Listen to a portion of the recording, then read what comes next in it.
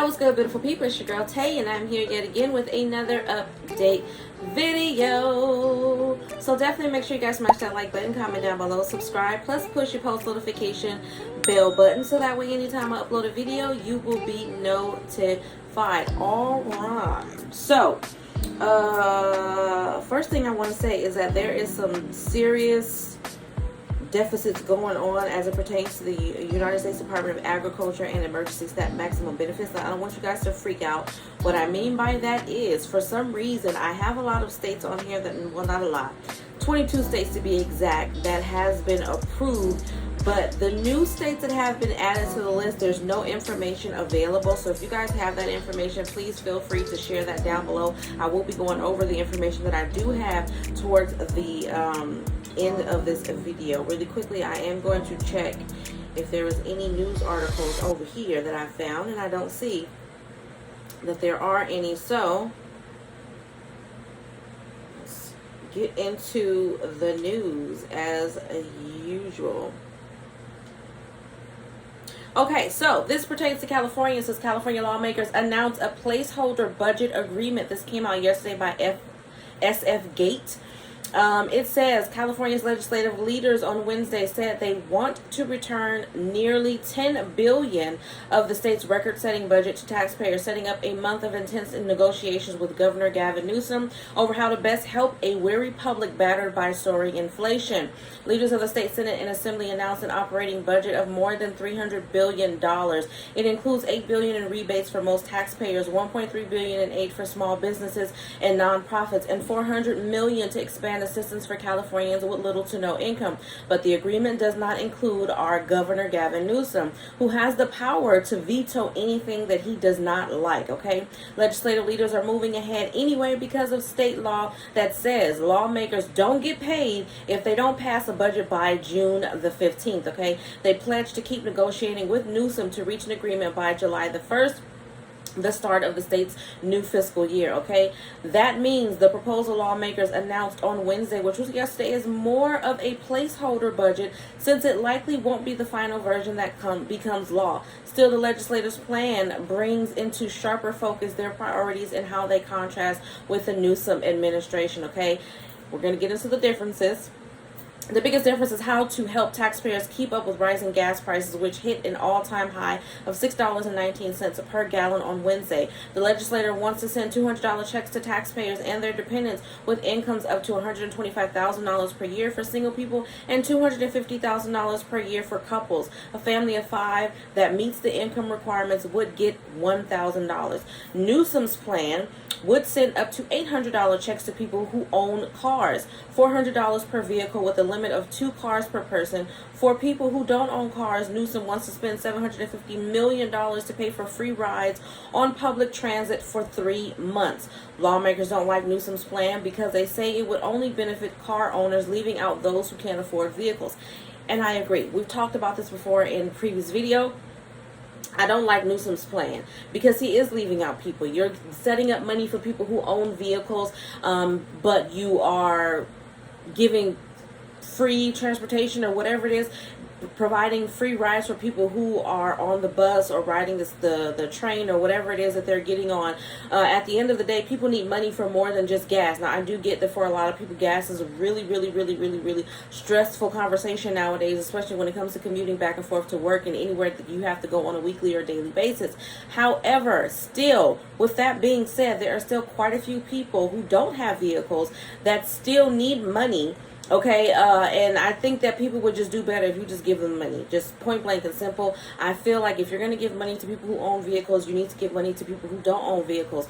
How you want to set the amount for that, I don't know. But I think that the option by the lawmakers as a whole is a heck of a lot better than him just wanting to give money to people who have vehicles. I don't know why he's trying to cut it off like that anyway. That's a very limited scope of people in that field of just people who have cars. Plus, there's the potential of earning more money, getting $200 per person in your household. Now, I get it. If it's just you, then you're only going to get $200 versus if you have a car, then you're going to get $400. I do get that, but I just think that this plan to send only to people who have vehicles. It's just extremely limited, and I hope that one doesn't get passed. That's just my personal opinion about that. Okay, consumers are expected to receive $1 billion in rebates from health insurers. Now, this was posted yesterday by CNN. It says private health insurers are expected to pay $1 billion in rebates to eligible consumers this fall, according to the Kaiser Family Foundation analysis released yesterday. The payout stemmed from an Affordable Care Act provision that requires insurers to spend the majority of policyholders' premium payment on medical care. The amount is based on insurers' experiences over the prior 3 years. Okay, this year's preliminary rebate estimate is about half of last year's $2 billion payout, in part because it does not include 2018. Insurers hiked premiums for Affordable Care Act plans in 2018 because of the uncertainty of the law's future amid Republicans' repeal efforts. Okay. Also, individual market insurers were likely less profitable in 2021, which reduces the amount of rebates they might owe. But this year's rebate total continues to reflect the impact of the pandemic, which prompted providers to cancel elective procedures and Americans to skip care in 2020, leading to a sharp reduction in claims. Okay, now, giving you all of that jargon, let me just break down what that means to the people who are going to benefit from this. That comes to an average rebate of about $141 for those in the individual market, $155 for the small employer market, and $78 for the large employer market. Not all policyholders are due rebates. Those with individual coverage receive their rebate as a check or premium credit, while those with job-based plans typically share the rebate with their employers. Okay, the Affordable Care Act requires insurers to spend at least 80% of their premium revenues, 85% for larger employer plans, on health care claims or quality improvement expenses. Okay, and as usual, I will leave all of the information for everything that I'm giving you guys down below in the description box. Okay, not a lot, but it's still something. Now, whether it's going to come sooner or later is a completely different conversation. Okay, moving on from that, there was something else that I was just looking at. Okay, let me just put this bug in y'all ear real quick. This is the most ridiculous thing I have ever seen, I have ever heard of in my life. But I'm going to give y'all this more so just to put a smile on your face, if nothing else, to raise an eyebrow at how ridiculous this is. Okay, so there is a uterus-shaped breakfast cereal called Period Crunch launches to normalize menstruation. Now, I don't know if this is over here, whether it's over here or whether it's in another country. I'm still going to read this to y'all. This was published yesterday by Essence. It says research from the brand showed that about 50% of people are too embarrassed to talk about their period. In an effort to combat stigma around periods and ignite conversations around menstrual health, wellness brand Intimina, I think that's Intimina, has launched Period Crunch, a uterus-shaped breakfast cereal. The launch was inspired by a study from the wellness brand, which showed that close to 50% of people are too embarrassed to talk about their period, while approximately 77% have mentioned their period in everyday conversation at home, including at the kitchen table. Research from the brand also showed that 82% of people cannot correctly identify where the uterus is located. The Period Crunch cereal box includes conversation prompts as well as a diagram of the internal reproductive system so people can identify where the uterus is located in the body. Okay, Intimina created the menstrual-themed cereal as part of its ongoing Seen Plus Heard period positivity campaign, which aims to normalize and increase the visibility of menstrual well-being. Okay, so they do have a social media page, by the way, if you guys are interested in this wellness brand. Intimina is I-N as in Nancy, T-I-M as in Mary, I-N as in Nancy, A. Okay, so what I'm going to say about that is, first of all, when I first saw it, my jaw dropped. Okay, that is hilarious to me. And to be realistic, and I don't know everything, this is me giving y'all my opinion, but this is what you're here for, right? So I feel like the 50% or whatever percent it is of people who are embarrassed to talk about it, I don't think that women are embarrassed to talk about their period, because I'm certainly not. It's a part of life. It's something that it's not something that we can turn on and off when we choose to. Okay, it's just a part of us being these wonderful beings that we are, right? So I feel like, if anything, other people, the opposite sex is more so embarrassed to talk about a period. And I say that because I had a father who was willing to do any and everything for me. But the one thing he said that he would not do for me was go to the store and buy me some maxi pads or tampons. That was not something that he was willing to do. And I never understood why. It's not like I was handing him a bloody used maxi pad or sanitary napkin, whatever you want to call it. But for me, his daughter, who was under the age at the time, not to say that I couldn't go into the store with him and purchase them myself, but I just never understood why he felt that way about menstruation in general. I don't get that. I don't understand that at all. It's like I could go on and on about this topic and how I feel about how the society is for women, but I feel like, and this is just, it doesn't matter what color you are, this is just a woman's thing. I feel like the society has put out there for so long that the things that we go through as women on a regular basis is out of the norm, and it's not something that needs to be discussed. It's something that we should be embarrassed about. I'm not embarrassed about having a period. If I didn't have a period, I wouldn't have my children. That's the reality of the situation. You want things to be working right down there. You want your plumbing to be working right, okay? So I'm hoping that not any of you guys that are subscribed to my channel have an issue about talking about the things that I don't think that you should be embarrassed about. There's nothing to be embarrassed about, okay? And if this is truly their aim, is to make this a conversation that is normal, then I'm all for that. Now, am I in a hurry to go to the store and buy some uterus-shaped cereal? No. Just because who wants to eat a uterus?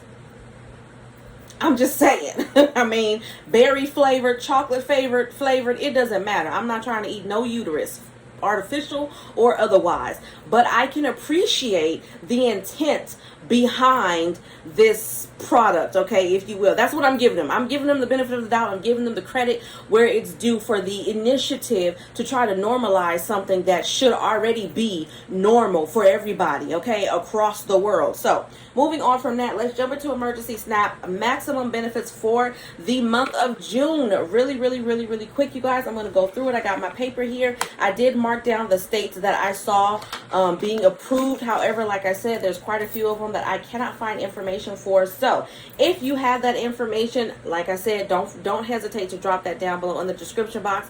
Not the description box, the comment section, because sharing is caring. All right, so jumping into it, we have Alabama, no payment information is available. We have Alaska, May 3rd through the 31st. We have Colorado, no payment information. Delaware, no payment information. DC, regular issuance. Georgia, no payment information. Hawaii, July the 11th. Kansas, July the 15th through the 24th. Maine, June the 10th. Maryland, June the 1st through the 30th. New Hampshire, June the 3rd and the 17th. July 3rd and the 15th. New Jersey, June the 1st through the 5th. I could have swore yesterday I saw New Mexico and New York, but they're not showing up on the list today. But there was no payment information still. North Carolina, June the 22nd through the 30th, and then July the 1st. Oregon, June 10th. 29th and then July the 1st. Pennsylvania, June the 16th through the 18th, the 22nd through the 25th, the 28th through the 30th, and then August the 5th. Then we have Rhode Island, June the 3rd. South Carolina, June the 1st through the 19th. Virginia, June the 16th. I'm pretty sure I saw Texas on there, but there was no payment information available. Washington, June the 2nd through the 20th. West Virginia, June the 7th and then July 13th. Wisconsin, June the 11th and then August the 13th. And then finally we have Guam approved, but no payment information available. Yeah, it's very strange looking at it. And I tried from 2 different devices. There's a lot of hiccups going on with technology, you guys. There's a lot going on with just a lot, just in general. But I know that yesterday I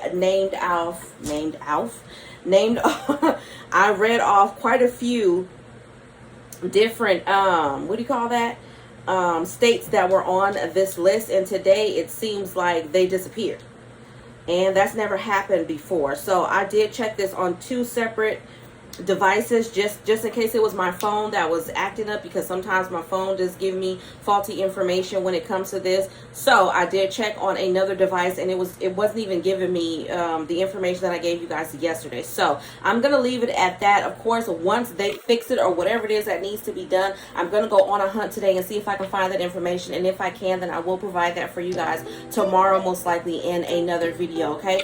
However, but on that note, you guys, as always, all this information wasn't so helpful or useful to you guys in the least little bit, do me a favor. Don't forget to smash that like button because it really does help to let YouTube know that you like what I'm doing and you want me to stick around. Also, you guys, let's drop some hearts down below. I'm going to go ahead and say let's drop some black hearts down below.